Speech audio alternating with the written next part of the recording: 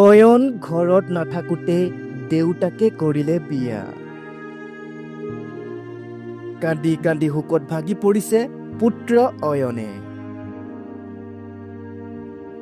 নতুনকৈ বিবাহিত পত্নীক ঘৰত থৈ কৰ্মসূত্ৰে বাহিৰত আছিল অয়ন।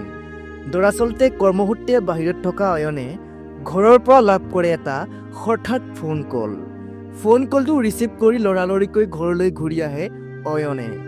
ঘৰত ঘূৰি আহি অয়নে গম পায় যে তেওঁৰ পত্নী 3 দিন ধৰি হৈ আছে নিৰুদ্দেশ। অয়নে পত্নীক ফোন কৰিছে যদিও ফোন কলটো ৰিচিভ নকৰিলে সুন্দৰী পত্নীয়ে। কিন্তু অৱশেষত বিচাৰ খোচাৰ কৰাৰ পিছত জুলুঙৰ মেকুৰীটো পৰিল ওলাই। সংবাদ মাধ্যমৰ আগত অয়নৰ কান্দোন।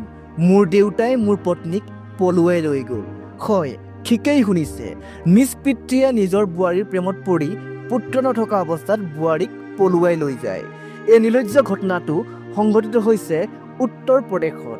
এই সম্পৰ্কে আপোনাৰ মতামত কমেণ্ট ছেকশ্যনত জনাব নাপাহৰিব। নিউজ ডেস্ক ৰিপৰ্ট, ডিজিটেল বাৰ্তা 8।